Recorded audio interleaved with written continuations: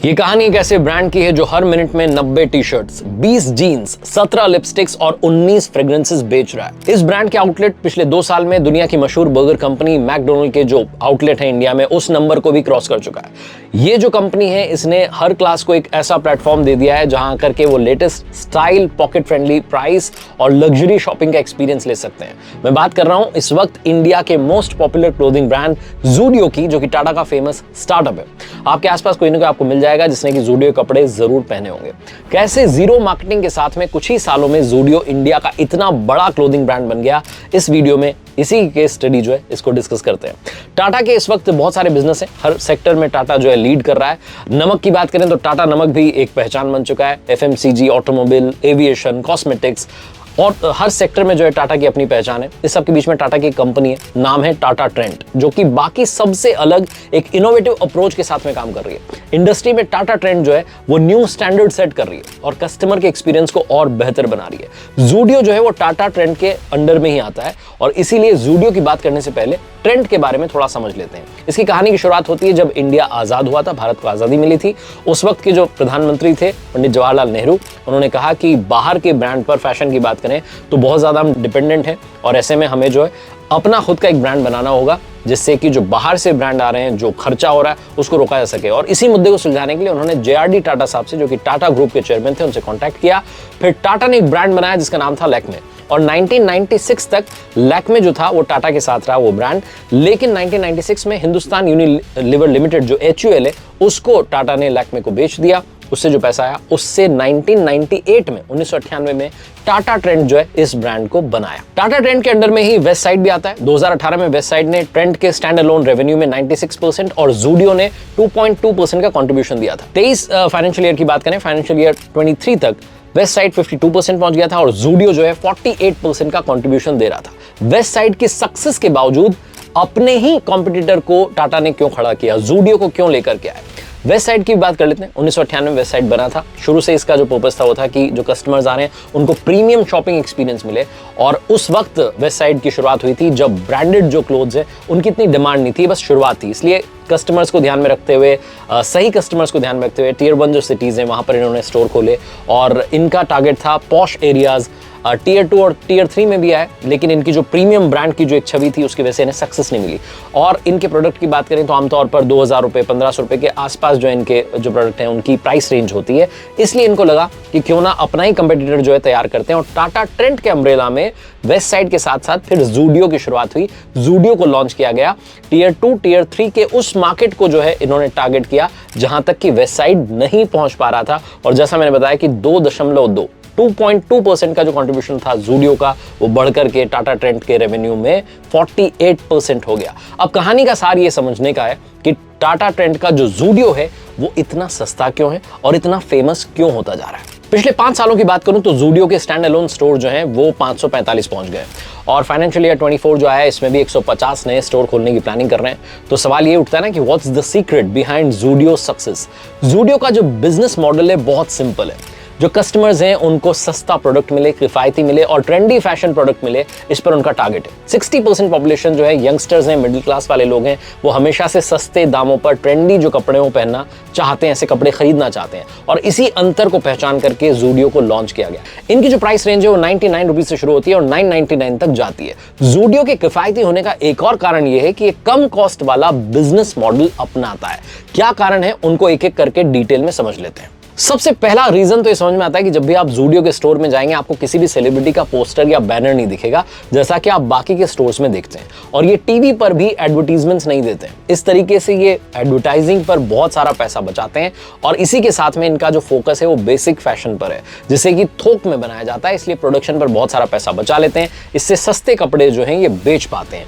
Indian fashion की बात करें तो हमारे जो कस्टमर हैं बड़े इंटरेस्टिंग है। अगर वो ज़्यादा पैसे खर्च कर रहे हैं तो ज़ारा और H&M जैसे जो ब्रांड हैं उनकी तलाश में रहते हैं, लेकिन जब वो ज़्यादा पैसे खर्च नहीं करना चाहते तो फिर वो अपनी जो प्राइस रेंज है उसके हिसाब से इंडियन ब्रांड को तलाशते हैं। और यही बात जो है ज़ूडियो के लिए सक्सेस का फॉर्मूला बन गई है। 999 से कम कीमत वाली जो चीज़ें हैं और जो फैशन ट्रेंड है उसके साथ में बने रहना और प्राइस रेंज को 999 के आसपास रोक के रखना, 999 के आसपास रोक के रखना, ये सबसे बड़ी बात है। ज़ूडियो को भी इस बात का एहसास था कि उनके जो ग्राहक हैं वो लेबल की परवाह नहीं करते, उन्हें सिर्फ ऐसे कपड़े चाहिए जो कि अच्छे दिखें, सस्ते हों, और इसीलिए इन्होंने टारगेट किया कॉलेज के स्टूडेंट्स और टियर 2 टियर 3 के उन लोगों को जो किस तरह के कपड़े पहनना चाहते हैं, ट्रेंडी जो कपड़े पहनना चाहते हैं लेकिन सस्ते कपड़े पहनना चाहते हैं, ज्यादा खर्च नहीं कर सकते। इसीलिए अपने कंपटीटर्स को भी ध्यान में रखा, क्वालिटी को भी ध्यान में रखा और ज़ूडियो जो है आगे बढ़ता चला गया, इतना आगे निकल चुका है कि बाकी जो ब्रांड्स हैं वो compete नहीं कर पा रहे हैं। अभी अगर मैं एक टी शर्ट की प्राइस रेंज की बात करूं तो ज़ूडियो में आपको टी शर्ट मिल जाएगी 299 में, 199 में।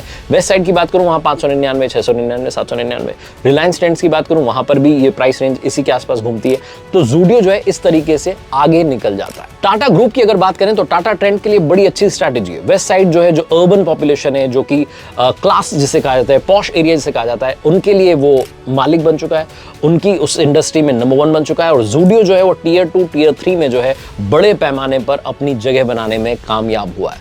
तो भारत में अगर किसी भी वैल्यू फैशन रिटेलर को जीवित रहना है, आगे बढ़ना है, इन्वेंट्री का ख्याल रखना होगा और ज़ूडियो ने इस मामले में भी बहुत ही बेहतरीन स्ट्रैटेजी बनाई है। वो शानदार दिखने वाले कपड़े जो है प्रोवाइड करते हैं, सस्ती कीमत में प्रोवाइड करते हैं और जो इन्वेंट्री है, जो उनका स्टॉक है, उसको बहुत तेजी से रिफ्रेश करते हैं ताकि जब भी आप ज़ूडियो जाएं तो आपको नया कपड़ा मिले, नया फैशन मिले।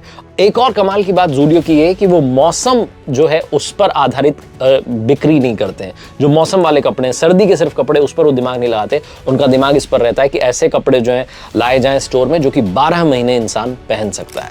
तो वो सिर्फ महीने 2 महीने को लेकर के टारगेट नहीं करते, वो पूरे साल को लेकर के जो है टारगेट करते हैं। इसी के साथ में जो स्टोर का इंटीरियर है, जो वहाँ के एम्प्लॉयज़ की सैलरी है, उस सब पर भी इन्होंने बहुत ध्यान दिया है। बहुत तरीके से इन्होंने जो है सारा प्लानिंग की है, चाहे वो सैलरी की बात हो, इंटीरियर की बात हो, और उसको लेकर के ज़ूडियो आगे बढ़ा है। इन्वेंट्री मैनेजमेंट की बात करें तो इनका जुनून जो है सर्दियों के जो कपड़े हैं ऐसे सामान से भी दूर रहें और ऐसे सामान जैसे मैंने बताया कि जिनको लिमिटेड पीरियड के लिए बेचा जा सकता है उससे दूर रह करके ज़ूडियो ने कोई रिस्क नहीं लिया है और वो आगे बढ़ चुका है। अब बात करते हैं एग्जीक्यूटिव एफिशिएंसी की।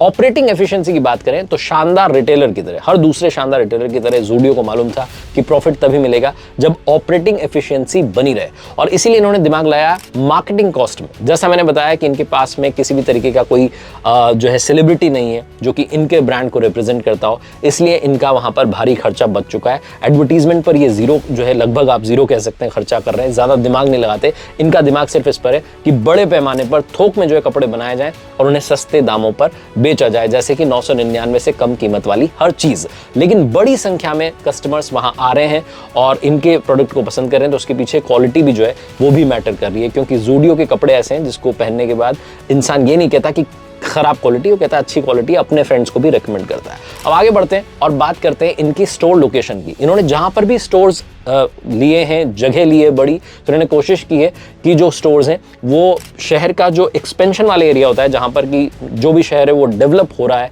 जो आउटर एरियाज हैं वहां पर स्टोर खोले जाएं ताकि जो कस्टमर्स हैं उनको पता रहे कि हमारी पहुंच में ही ये ब्रांड है और जब वो जाते हैं प्राइस रेंज को देखते हैं तो वो दूसरों को अपने आप रेकमेंड करते हैं। तो टियर 2 सिटीज़ में भी या टियर 3 में भी जहां ये पहुंच रहे हैं तो इन्होंने इस बात पर बहुत ध्यान दिया है कि स्टोर की लोकेशन क्या है, क्योंकि वेस्ट साइड जो है वो पॉश एरियाज में और ज़ूडियो ने इतना दिमाग जो है स्टोर लोकेशन पर नहीं लगाया कि हमें सिर्फ पॉश एरियाज में होना है, ये हर तरफ पहुंचना चाहते हैं। और तीसरा सबसे बड़ा जो रीजन है वो ये भी है कि ये ऑनलाइन मौजूद नहीं है, ये ऑफलाइन का गेम इतना बड़ा खेल रहे हैं कि इन्हें ऑनलाइन की जरूरत नहीं है। ई कॉमर्स में इन्होंने एंट्री नहीं की है, क्योंकि ई कॉमर्स में जाएंगे तो फिर डिलीवरी की कॉस्ट है, ऑलरेडी बहुत सारे प्लेयर्स हैं, तो ऐसे में कम प्रॉफिट मार्जिन वाला जो ब्रांड है उसके लिए ये ऑब्वियसली सही नहीं रहता, इसलिए उन्होंने दिमाग लगाया स्टोर पर आए कस्टमर और वहां आकर के शॉपिंग करें। अब बात करते हैं कि कितना जो प्रॉफिट है वो ज़ूडियो ने पिछले साल कमाया।